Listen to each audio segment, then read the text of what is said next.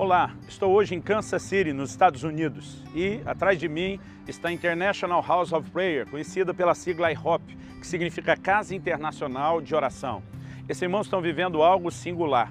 Nesse ano, completa 18 anos que eles estão orando e adorando ininterruptamente, do jeitinho que está ali na placa, 24 horas por dia, 7 dias por semana. E é com esse cenário de fundo que eu quero trazer uma palavra a respeito de oração. Muitos discutem se a importância da oração é apenas a tarefa número 1 que nos foi dada, quando Paulo, escrevendo a Timóteo, diz: exorto antes de tudo que se faça a prática de súplicas, orações e intercessões. Outros já julgam que a importância da oração é porque é o meio de recebermos algo da parte de Deus. O que eu quero te mostrar hoje, pela palavra de Deus, que oração na verdade é uma questão de sobrevivência. Se você quiser entender um pouco mais sobre isso, fique comigo e nos próximos minutos nós vamos compartilhar acerca disso. No livro de Juízes, no capítulo 15, nós lemos a respeito de como os filisteus vieram contra a nação de Judá e pediram que entregassem Sansão. Sansão vinha sendo usado por Deus, estava sendo levantado como um juiz, como um libertador, e eles queriam que o povo de Judá entregasse Sansão para que não houvesse guerra. A Bíblia fala que esses homens de Judá vão até Sansão e negociam a sua rendição porque eles não querem entrar numa guerra que eles acreditam estar perdida. E a Bíblia diz em Juízes 15, no versículo 14, chegando ele a Leí, os filisteus lhe saíram ao encontro jubilando. Porém, o Espírito do Senhor de tal maneira se apossou dele, que as cordas que tinham nos braços se tornaram como fios de linho queimados, e as suas amarraduras se desfizeram das suas mãos. Achou uma queixada de jumento ainda fresca à mão, tomou-a, feriu com ela 1000 homens, e disse: com uma queixada, um montão, outro montão, com uma queixada de jumento, feri 1000 homens. Tendo ele acabado de falar, lançou da sua mão a queixada, e chamou-se aquele lugar Ramate-Leí. Sentindo grande sede, clamou ao Senhor e disse: por intermédio do teu servo, desse essa grande salvação. Morrerei eu agora de sede e cairei nas mãos desses incircuncisos? Então o Senhor fendeu a cavidade que estava em Leí, dela saiu água. E tendo Sansão bebido, recobrou alento e reviveu. Daí chamasse aquele lugar Enacoré até o dia de hoje. Uma lição que aprendemos aqui com Sansão é, talvez, conseguimos perceber que a oração não apenas é algo importante, mas é uma questão de sobrevivência. Vamos tentar entender essa figura. Nós temos um homem sobre quem a unção do Espírito de Deus vem e ele manifesta uma força descomunal. Essa força não estava no corpo de Sansão. A razão pela qual as pessoas indagavam o segredo da sua força é porque ele era um homem normal, não era necessariamente um guarda-roupa, um cara bombado, mas quando o Espírito de Deus se apossava dele, havia manifestação sobrenatural de forças. E nós temos um exemplo aqui de alguém que está servindo a Deus, executando a obra do ministério. Ele tinha um propósito para o qual ele veio ao mundo, que era libertar a nação de Israel da mão dos filisteus. E Deus o capacitava para vencer o inimigo, para trazer vitória e livramento ao seu povo. O interessante é que eu percebo algo aqui que tem sido para mim uma advertência. E eu quero estendê-la não só aos que estão envolvidos de uma forma direta no ministério, porque todos nós fomos chamados para servir. É possível você trabalhar, é possível você no seu serviço ao Senhor fazer isso debaixo da unção, da capacitação de Deus e ainda assim perceber um nível de desgaste talvez sem precedentes. A Bíblia mostra que ele matou mais de 1000 homens com uma arma improvisada, uma queixada de um jumento, um pedaço de osso na mão. A palavra de Deus nos mostra que algo sobrenatural aconteceu, mas mesmo que Deus estivesse por trás do processo, ainda assim, Sansão, ele se sente tão cansado, tão desgastado depois, porque embora a força não era dele, era do Senhor se manifestando no seu corpo, o cansaço se manifestou no corpo dele, que foi usado para canalizar aquela força sobrenatural. E ele está num desgaste tão grande que ele diz: eu estou a ponto de morrer de sede. Muitas vezes a gente usa essa expressão, estou morrendo de sede, mas é só uma força de expressão, ninguém está morrendo de verdade. Nesse caso ele diz: o Senhor me deu um grande livramento, eu vou morrer agora de sede, porque o desgaste era tamanho que ele teria morrido. É justamente nesse momento, depois do desgaste do ministério, que a Bíblia diz que Sansão clamou ao Senhor. E aqui nós temos uma figura forte da oração. E a Bíblia diz que quando ele clamou ao Senhor, Deus abriu uma fonte. Existe uma fonte que pode trazer alento, existe uma fonte que pode fazer com que a gente recobre as forças, existe uma fonte que nos faz reviver, e essa fonte, ela é denominada por Sansão quando ele dá o nome naquele lugar de Enacoré. Essa expressão significa fonte do que clama. Há uma fonte que só é aberta, que só é ativada quando clamamos. Deus não abriu aquela fonte apenas porque Sansão estava com sede. Deus não abriu aquela fonte apenas porque Sansão tinha feito a obra dele e, afinal de contas, precisava de ajuda. A fonte só foi aberta quando ele clamou. Existe na minha e na sua vida uma fonte que traz alento, uma fonte que nos faz reviver, que, no entanto, ela não será aberta automaticamente só porque temos necessidade dela. Aliás, é justo dizer que Deus não responde necessidade, Ele responde fé.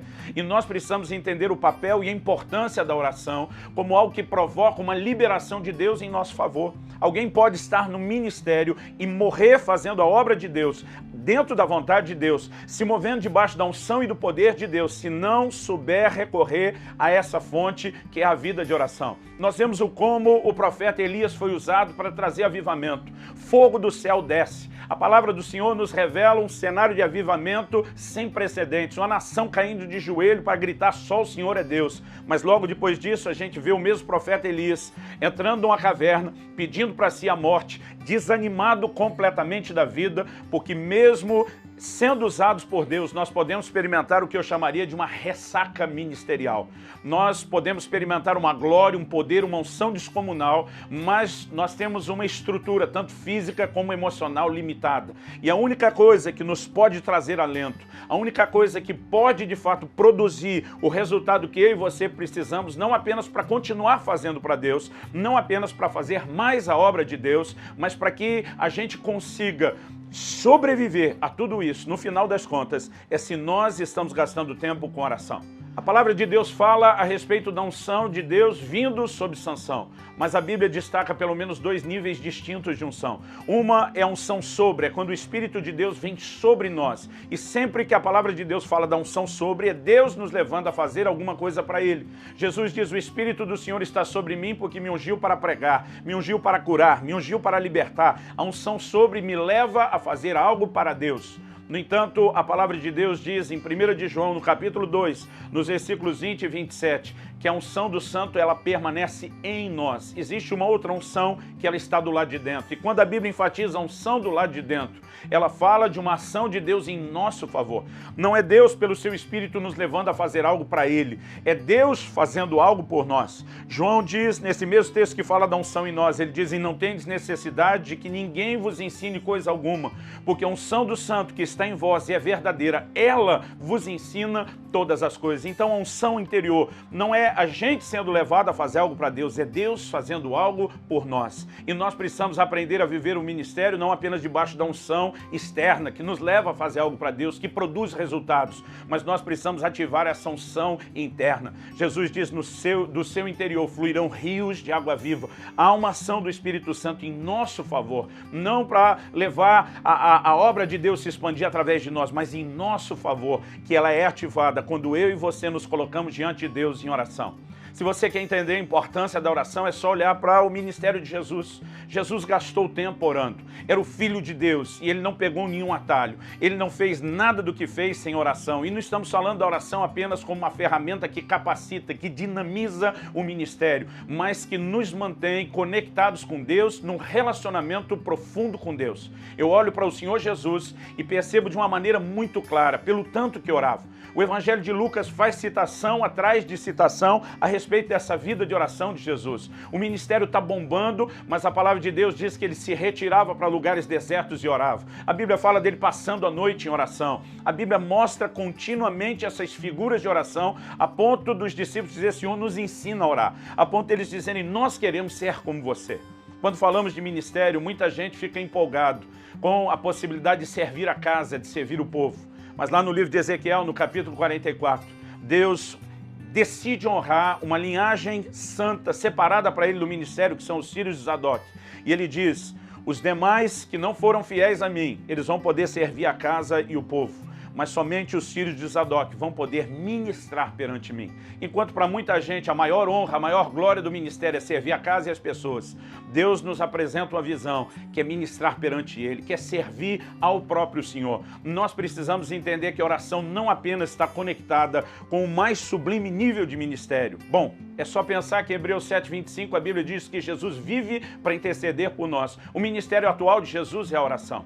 E quando entendemos, quando percebemos isso fará toda a diferença nas nossas vidas ao correspondermos com Deus em oração.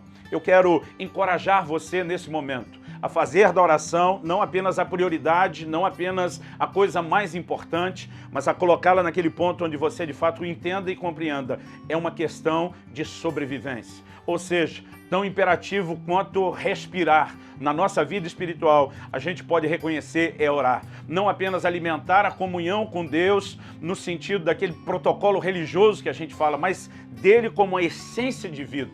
Muita gente tem se perdido tentando fazer a vontade de Deus, porque não respeitou o ponto essencial. Talvez você, a semelhança de Sansão, esteja nesse momento cansado, sem alento, com aquela sensação de quem diz, eu estou morrendo de sede, no sentido espiritual mesmo. Mas se você se posicionar e recorrer a essa fonte, que é a fonte de quem clama, se você recorrer à oração, Deus ativará a fonte, que trará alento ao seu coração, que mudará completamente as coisas no seu íntimo, na sua vida. Eu quero deixar esse encorajamento a você, essa instrução, na verdade, essa advertência bíblica, para que a oração seja prioridade na sua vida e ela garanta a sua sobrevivência. Que o Senhor te abençoe em nome de Jesus.